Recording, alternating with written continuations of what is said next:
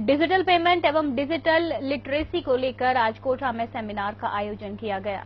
राजरानी tower में आयोजित इस कार्यक्रम में मुख्य अतिथि के रूप में सांसद ओम बिरला ने शिरकत की। अध्यक्षता NIELIT के महानिदेशक डॉक्टर अश्विनी शर्मा ने की।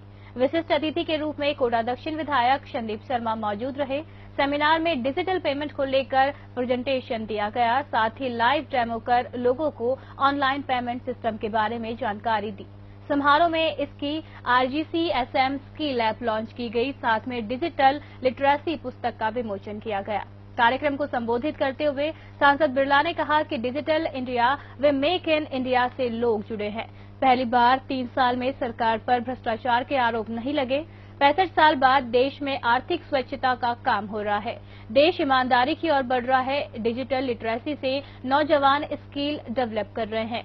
NIELIT के महानिदेशक डॉक्टर अश्विनी शर्मा ने कहा कि डिजिटल लिटरेसी के तहत केंद्र सरकार ने ग्रामीण इलाकों में एक परिवार को डिजिटल साक्षर करने का निर्णय लिया गया। योजनाओं के प्रथम चरण में ग्रामीण इलाकों में रहने वाले 6 करोड़ लोगों को फायदा होगा। सरकार को विधायक संदीप शर्मा ने भी संबोधित किया। कार्यक्रम में राज्य सूचना प्रौद्योगिकी के डिप्टी डायरेक्टर तरुण यादव सहित बैंक से जुड़े प्रतिनिधि मौजूद रहे। डिजिटल पेमेंट और डिजिटल लिटरेसी के माध्यम से इस देश में एक नया बदलाव आएगा। हम जब आर्थिक स्वच्छता की बात करते हैं तो ईमानदारी की बात करते हैं, तो डिजिटल पेमेंट इस देश के अंदर ईमानदारी को भी लाएगा, काले धन को भी रोकेगा, क्योंकि कैश पेमेंट और कैश करेंसी हमेशा भ्रष्टाचार की बू आती है। इसलिए डिजिटल करेंसी के माध्यम से लेन देन होगा तो इस देश में आर्थिक स्वच्छता होगी और समाज के अंतिम व्यक्ति को हम अच्छी बेहतरीन शिक्षा देने का काम कर सकते हैं। डिजिटल लिटरेसी के माध्यम से कर सकते हैं।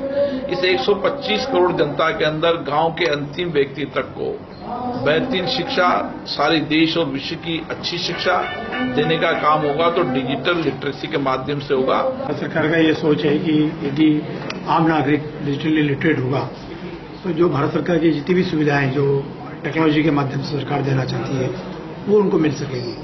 और इसी परिप्रेक्ष्य में भारत सरकार ने हर एक परिवार में, ग्रामीण परिवार में एक व्यक्ति को डिजिटली लिटरेट करने का सोच लिया है और उसके माध्यम से 6 करोड़ लोगों को ट्रेन किया जाना है।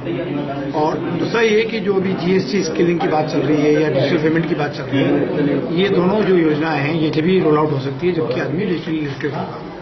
और भारत सरकार का ये सोच है जिसमें कि NILIT जो मेरी संस्था है, यहाँ पे मैं महानिदेशक का काम कर रहा हूँ।